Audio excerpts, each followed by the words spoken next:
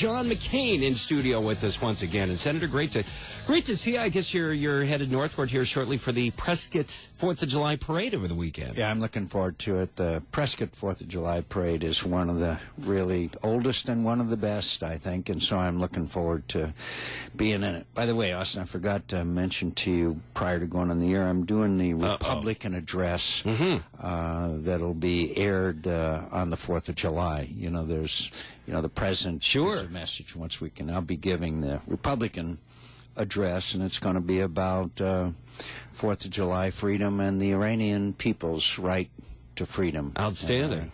So I hope everybody gets a chance, and it'll probably be up on our website, too. Outstanding. We'll look forward to that. Now, listen, you're cool with some calls this morning. Absolutely. All right, here's our number. It's 602-277-KTAR, 602-277-5827. If you've got a question for our Senator John McCain, we'll get to phone calls here in just a bit. Now, I want to throw this out there. We'll come back to this later in the show if we can. I wanted to thank you for the use of your battleship. It seems to be working very effectively. It's a with destroyer, yeah. With North Korea. And, and let's talk about that right now. I mean, 2 weeks ago, it appeared as though North Korea was, they had a ship headed towards the Hawaiian Islands. Defense Secretary Robert Gates orders protections from missiles. It appears as though North Korea is standing down now, and I joke about that, but quite literally, this involves the USS John McCain, which I believe is named after your grandfather. And my father. Yeah, my father and grandfather, both of them. It's interesting because also the North Koreans have just launched 3 short-range missiles, which, of course, short-range means South Korea, and they continue to act in a belligerent fashion. It's a little bit complicated, but the fact is that it is proven that the North Koreans has helped other countries with the spread of nuclear technology, missile technology, etc. The Israelis bombed a site in Syria that was partially helped and assisted by the North Koreans. They have been selling technology wherever they can because they're desperate for money. In other words, it's very clear what the North Koreans have been doing.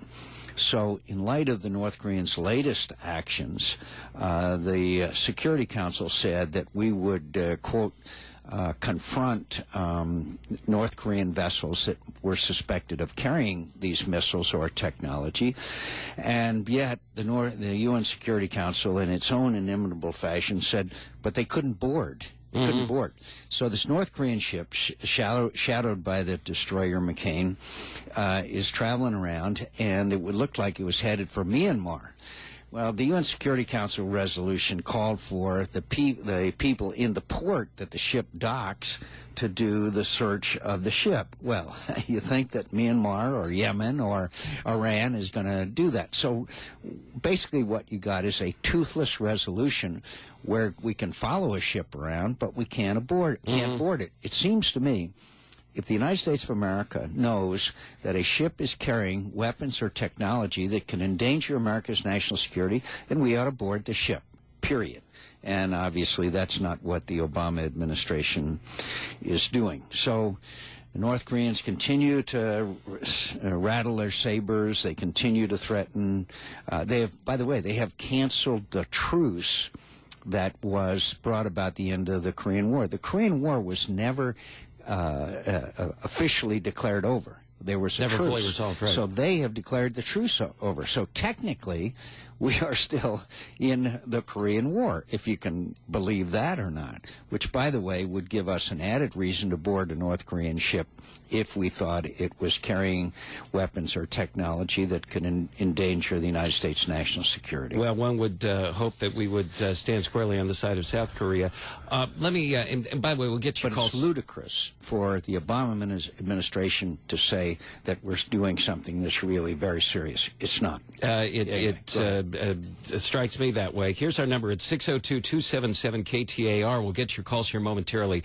You were at Phoenix Children's Hospital yesterday. Yep. And you reiterated a belief that it's not just your belief. I think this is facts and evidence bears this out. We have superior health care in the United States, best in the world. It's out of reach for many because of spiraling costs spiraling out of control. Is what is happening right now in Congress, proposal for nationalized health care, does that lead us closer to affordable health care? I don't think it does, Austin. I think what happens is that you just shift the costs over to the government / the taxpayer. What the administration is proposing has two key elements. One is a government plan which would, quote, compete with private plans. Well, if it was just going to compete with private plans, then we'd have 1,501 private health insurances in America. The fact is that it obviously would have significant advantages, and in the view of most of us would gradually drive private health insurers out of the market. The other is, of course, whether you're going to force employers, including small business, to provide health care for their employees or pay a, quote, fine. That's on the table as far as I can that's tell. what the Obama proposal is.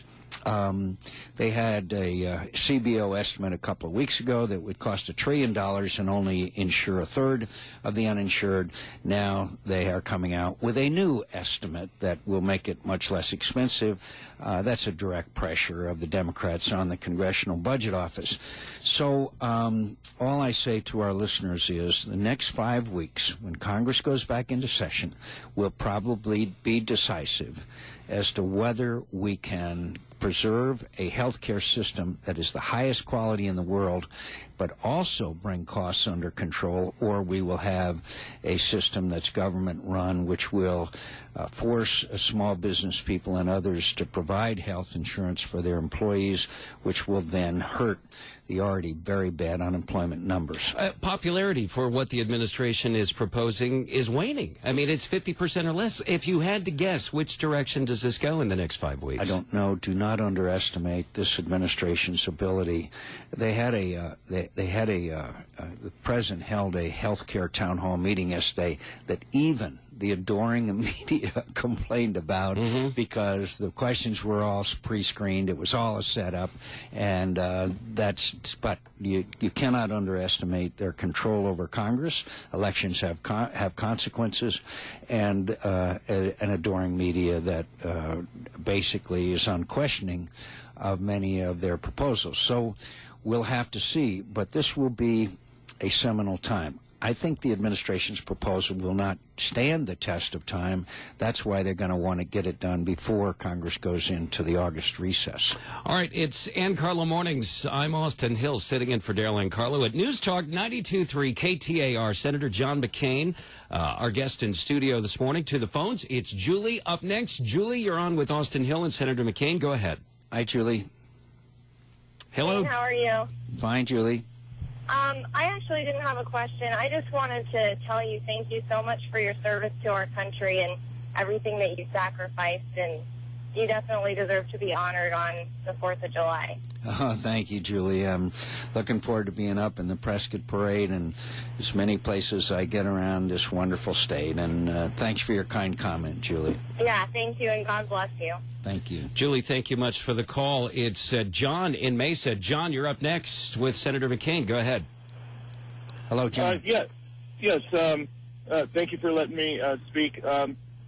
I think we should be real careful when judging Obama because he is the one that's the president right now, and there's a lot at risk if we, board this ship all of a sudden. What if they bomb the heck out of South Korea and whatever else damage that they could do to their neighbors as a result of boarding that ship? Not that we should be afraid, but that certainly has to be weighed in. What if 1 million or 2 million or however many people die as a result of it? Obama would get the blame for it, and the very same people that are saying, you should board the ship, are going to be saying, see, Obama, you killed all those people. So what is he going to do? He is the president. We need to have some respect for him.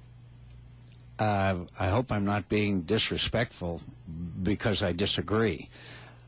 Using the logic, in all due respect, John, that you just used, then we should let our adversaries, including the Iranians who are building nuclear weapons, including others, have their way because it might be confrontational. It is a proven fact.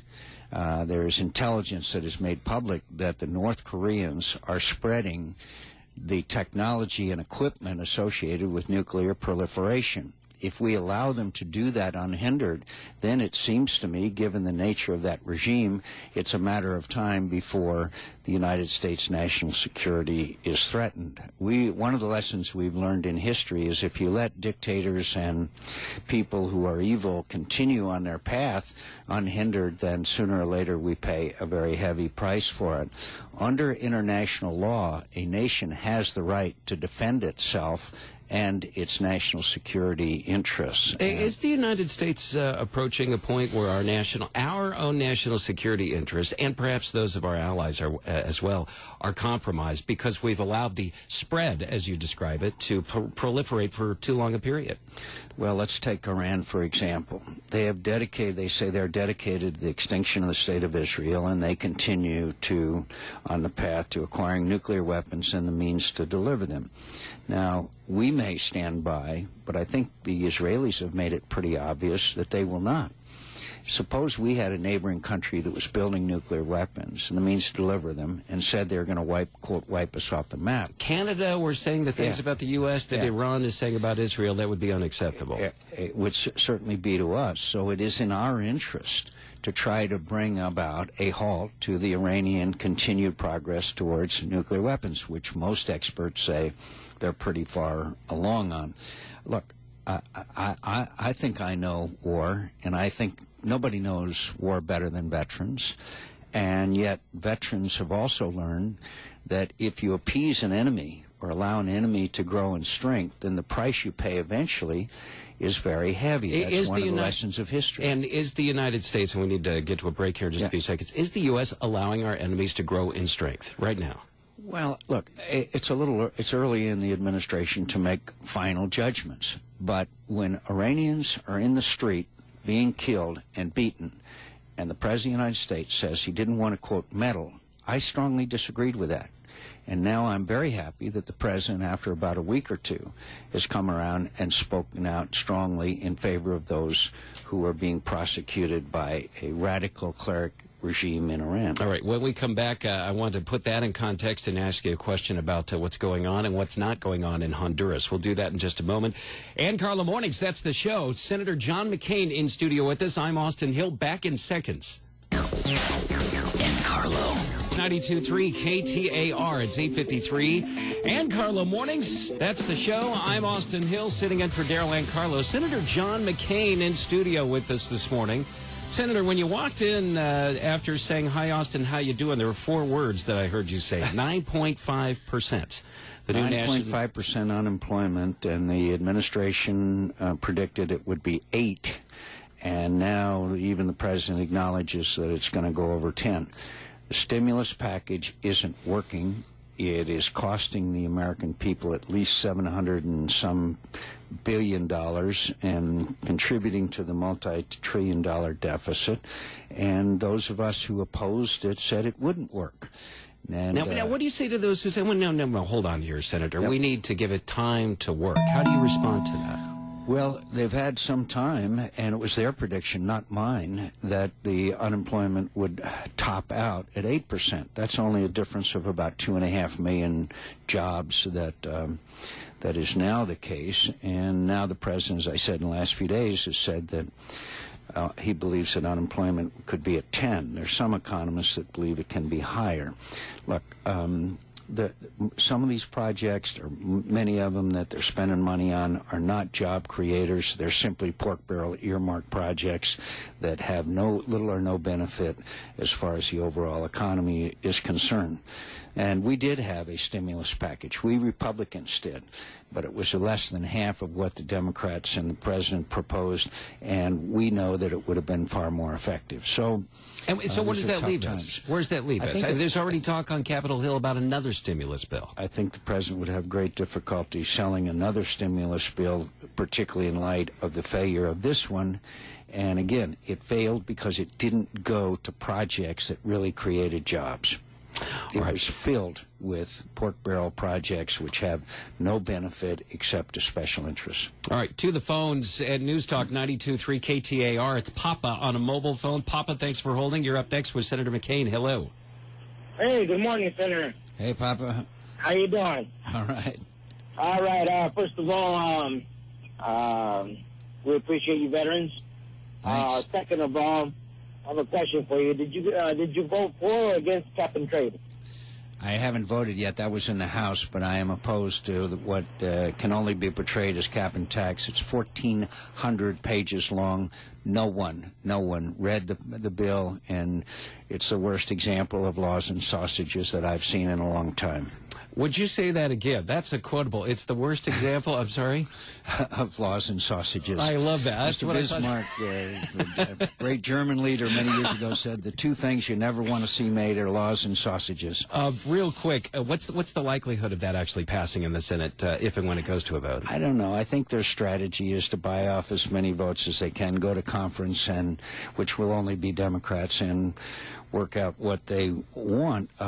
Look, elections have consequences. And again, in light of our other caller, I want to work with the president. I've worked with him on reform of the way we acquire defense systems, on a number of other issues. But I cannot philosophically and represent the American people well by not opposing things like the stimulus package and this cap and tax thing that just went through the House. Let me get back to Iran. You were speaking of that a few moments ago. It took President Obama about 5 days for him to say really much of anything about the slaughter of civilians in the streets of Iran by its government. And I was ferociously attacked by the left for standing up for him, as you know. I know that very well. By the same token, the people of Honduras, they oust their president because he sought to subvert their constitution, and President Obama almost immediately was upset with the people of Honduras. Is it a fair criticism to say he's on the side of dictators? No. I don't think that's the case, but I think that it is interesting that he immediately came out against what happened in Honduras and when people are being beaten and killed in the streets of Tehran, saying, well, he didn't want to be perceived as meddling. Look, the guy who's president of Honduras, who has been kicked out, should not have been kicked out that way, okay? That shouldn't have been the process. But he was in violation of his own country's Supreme Court by a referendum that he'd had and other actions that he's taken.